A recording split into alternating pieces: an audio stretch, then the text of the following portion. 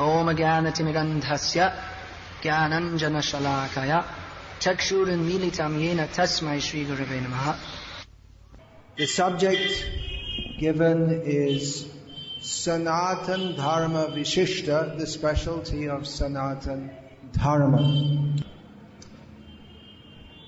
The first Vishishta or specialty of Sanatana Dharma is it that it teaches that we are Sanatana, we are eternal. There are some religious systems that say that God created the world and He sends humans into the world, and each time a human is born, a new soul is created. And if the soul believes what this religion teaches, they go to heaven. And if you don't believe what they say, you go to hell. And once you go to hell, no chance of ever coming out again. They say there is a day of judgment, and that is the end of the world. Now, why in eternal time God should create a world and then destroy it, and in the meantime create many souls, most of whom He sends to hell forever, doesn't seem to make any sense. That God just out of some whim creates the world, creates living beings, sends most of them to hell. That means He must have created hell also. There was no hell and then there was hell. So I was raised in one of these traditions that teaches that it's a one-time only chance. But when I heard about the teaching of how we are born again and again and again, we are given a chance again and again and again, I understood this makes a lot more sense. It is not that the world is created one time and then destroyed one time, but there is again and again and again, there is creation and destruction of the material world. So, this Sanatana Dharma is based on jnana. It is, often people ask us, do we believe in rebirth? But there's no question of believing or not believing. It's simply a fact, that's all. If you don't believe, it doesn't make any difference. Now people say, what is the proof? In Bhagavad Gita, Krishna gives very good proof of this. If people are a little bit intelligent to understand. Krishna says, Dehinosmin yatha dehe komarang yovanang jara tata dehantara praptihi. He says that we see that there is a body which is the body of a child. The body of a child changes to the body of an adult. The adult changes to an old person. And then there is death. Now, the child who became a youth, who became an adult, became an old person, is not the body. The body is always changing. Even according to modern science, within 7 years, every atom within your body will be replaced. The body is always changing and the mentality is also changing. But the person is the same. Now I am almost, this body, I say I am, that's the way of speaking. This body is almost 57 years old according to the Western system of calculation, which means the time of being bhumista, means coming out of the womb. Although in the Indian system, it starts from the time of conception, garbhastha. Now if I think back to when I was 7 years old, I think I was going to school and playing and so many things. But if I think I am the body, that person wasn't me. The body has completely changed. The mind has completely changed. I don't talk and think and act like a 7-year-old anymore. So what is the steady factor that makes me the same person that I was when I was 7 years old. It is the Atma. And the Atma, when the body dies, the Atma goes to another body because the Atma does not die. So the first teaching of Sanatana Dharma is that we are Sanatana, living beings. Now, in the modern age, people don't care very much for Bhagavad Gita. But they're very interested in what they call science. Well, actually there is very good scientific proof also of reincarnation.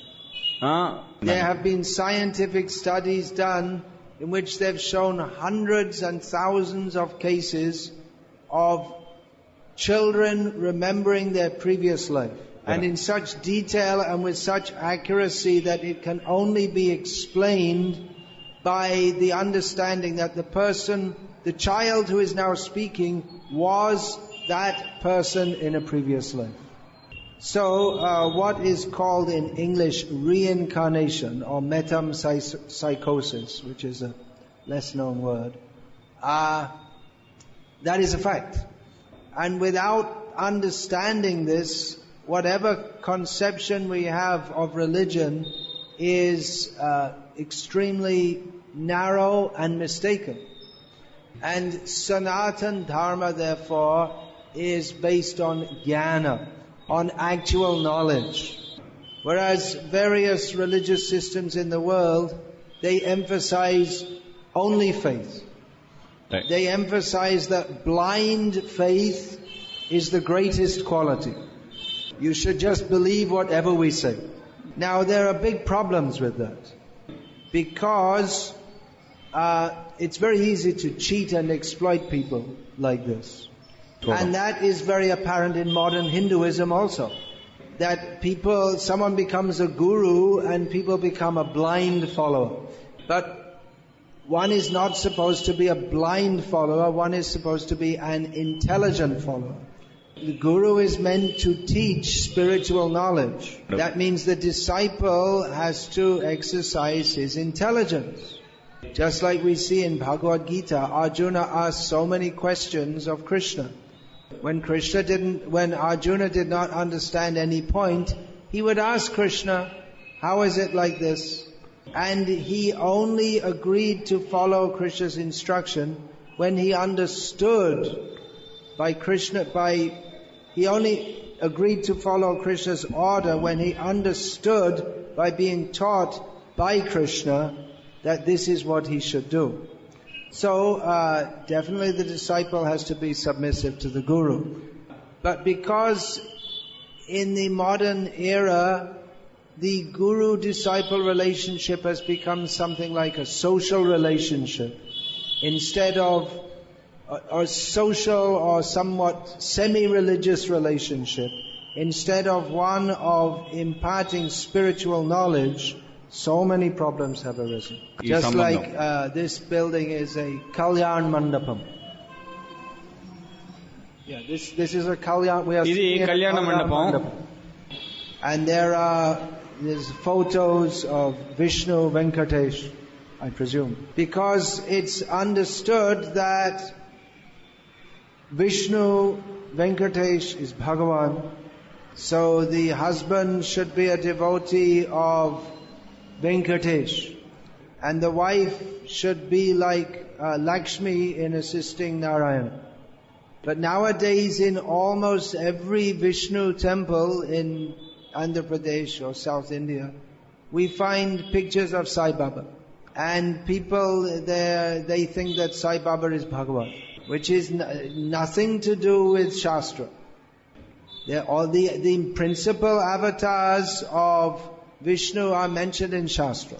If you search all through Shastra, day and night throughout your life, you'll never find any mention of Sai Baba. So, because the Guru, Shishya, Parampara is broken, therefore all kinds of wrong ideas can come in. And it's not only Sai Baba, there are so many Babas and Appas and Ammas and so many bogus people claiming to be Bhagavan. So what people think is Sanatana Dharma, it's not Sanatana Dharma. It's described in Srimad Bhagavatam as Kaitava Dharma, cheating Dharma. Sanatan dharma means to understand that I am Sanatan Atma, and I have a Sanatan relationship with Bhagavan, Krishna. As Krishna states in Bhagavad Gita, Mamai Vangsho Jiva Loke Jiva Bhuta Sanatanaha. Krishna, who at this point in Gita has already established that he is Bhagavan, he says that the Atmas are my Sanatan Angsha. That doesn't mean that Angsha, the Jiva, is Bhagavan, but he is the servant of Bhagavan. So because there is no proper education in Sanatan Dharma, so many wrong ideas have entered. So this Krishna consciousness movement is meant for giving spiritual education. There are so many wrong ideas because there is no spiritual education. There's so much emphasis on material education so that people can become doctors and engineers, but there's no education how to perfect one's life. There is no education about the actual purpose of life. Nowadays, whatever little idea of Sanatan Dharma young people get, they get it from some TV serial or some cartoon about Krishna or something. But this is not the method to get spiritual knowledge. So this Krishna conscious movement is meant for giving clear knowledge. Otherwise it becomes like blind faith. When I was growing up in this lifetime in England, I was raised as a Roman Catholic. So the Catholics, they say, if you're a Catholic, you go to heaven. If you're a Protestant, you go to hell. And the Protestants said, if you're a Protestant, you go to heaven, and if you're a Catholic, you go to hell. So I thought this was very scary. What if I got it wrong? No one could tell me, give any good reason why one is better than the other. They both said, well, you just have to believe. So what do I have to do? I have to flip a coin and pray to God. If it comes down this side, I should be a Catholic, and if it comes down that side, I should be a Protestant. But then Islam came into England, and they said, all Christianity is bogus. You have to follow Islam. And if you don't follow Islam, then you go to hell. Now I only have, before I had one chance in 2, now I only have one chance in 3. It's getting worse. Then when I asked about Islam, I found I have Sunni and Shia, and the Sunnis say only Sunnis go to heaven, and the Shias say only the Shias go to heaven. It became one chance in 4. So I thought, this is all nonsense. I understood there must be God, but I thought that all these people they're talking about, they don't know anything about it. So, from Bhagavad Gita, we find there is actual knowledge and not this blind faith business. But we find in the modern age people who say they're following Sanatan Dharma, they have no idea of this knowledge. If there was any real knowledge in the people who call themselves followers of Sanatan Dharma, then this whole cult of Sai Baba and Kalki Bhagavan and Amma Bhagavan, it could never have come. It's just a sign of the ignorance and foolishness of Kali Yuga. So you may think these are very harsh words, but in this world the truth is usually harsh. It's the same thing going on in Hinduism. Someone says, no, we know who is Bhagavan. And someone else will say, no, this is Bhagavan. So we have all these insignificant people all pretending to be Bhagavan. They have no power of Bhagavan. Just like this Sai Baba, he made this drinking water project for Anantapur district. Drinking water project for Anantapur district. If he's Bhagavan, he can just make the rainfall, that's all. No need to make reservoirs and pipes and all this kind of thing. People have no brain. They're giving crores of rupees for some drinking water project. If he's Bhagavan, then just let the rain fall. But they should think that there's no rainfall because this sinful person is calling himself Bhagavan. That's the reason why there's no rainfall. But in Kali Yuga, people are stupid. What can we do? Therefore, Chaitanya Mahaprabhu has introduced this chanting of Hare Krishna. Hare Nama, Eva Kevalam, Kalo Nastreva Gatiranyata. Yeah.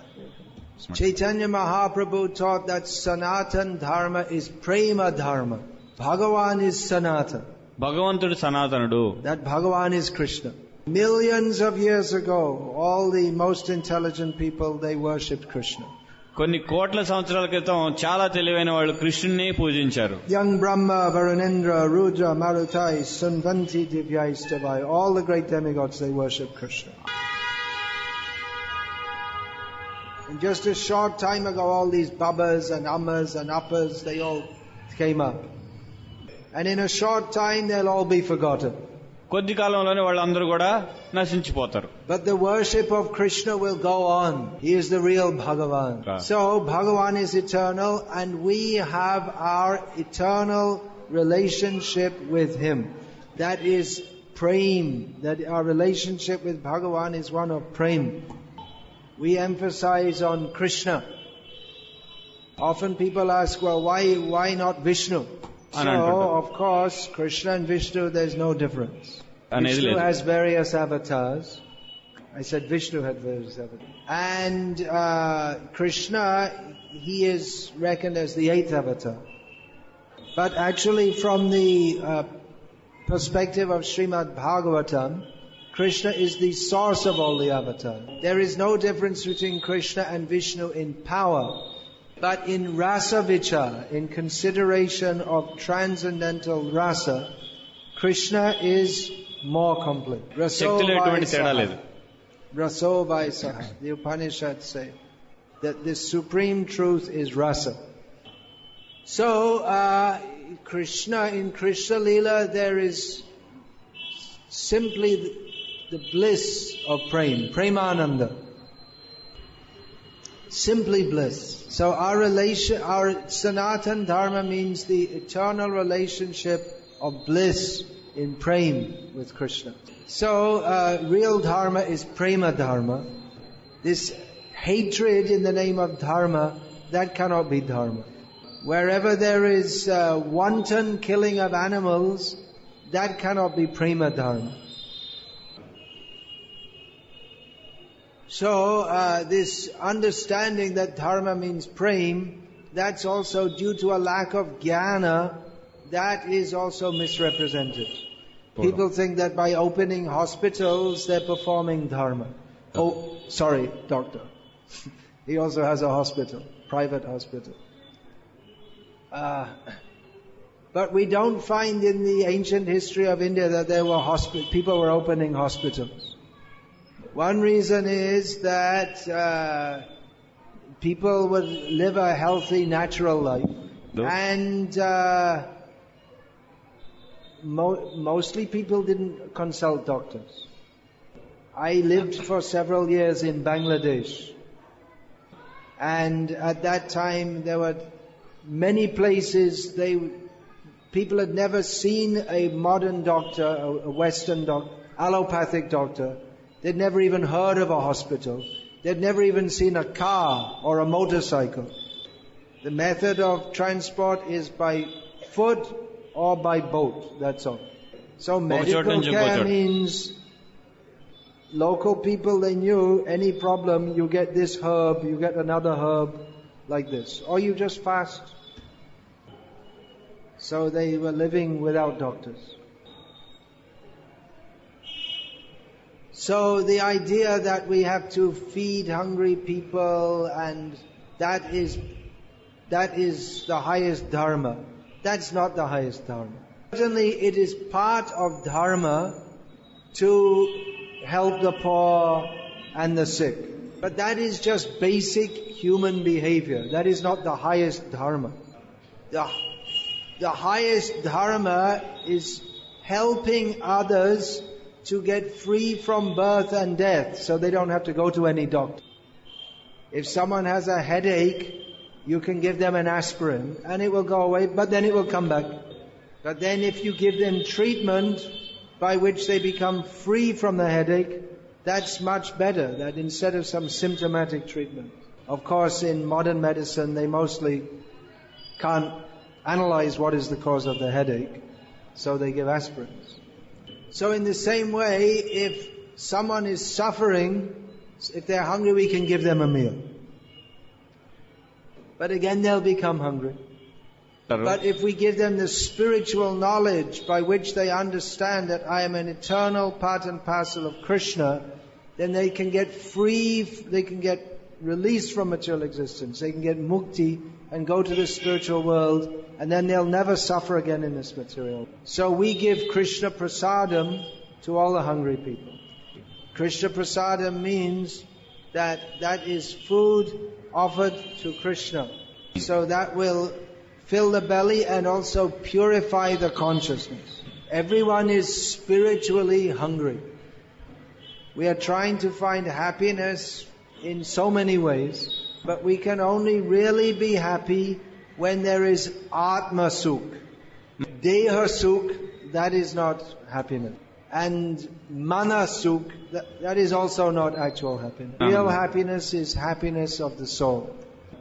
Savai pung sang paro dharmo yato bhaktir adhokshaje ahaitukya pratihataya atma suprasidati.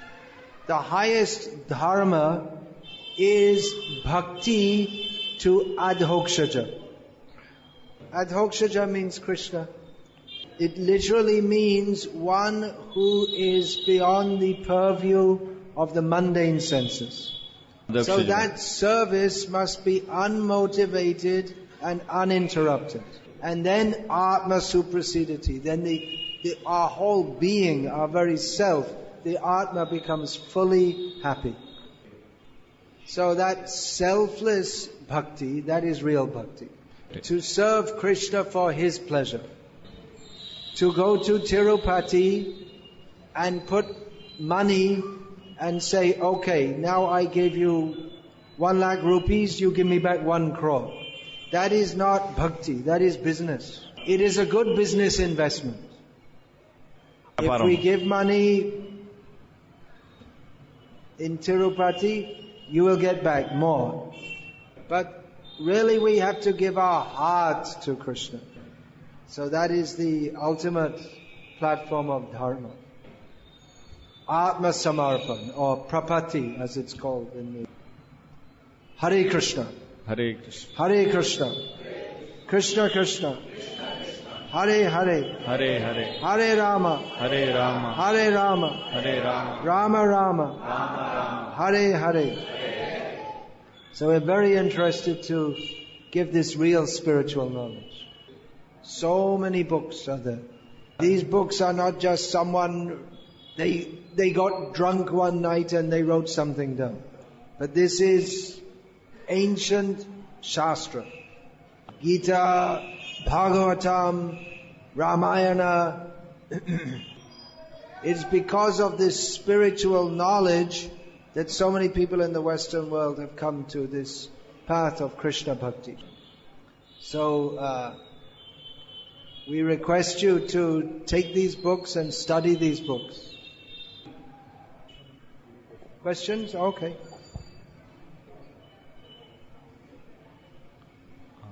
He's asking about Brahma Jyoti. Can you explain about Brahma Jyoti? Brahma Jyoti. You want to go to the Brahma Jyoti? Brahma Jyoti means the light emanating from the transcendental body of Krishna. It spreads throughout the whole spiritual sky. ఆధ్యాత్మిక ప్రపంచం యొక్క వెలుగు. We're not much interested in that. We want to go to the lotus feet of Krishna.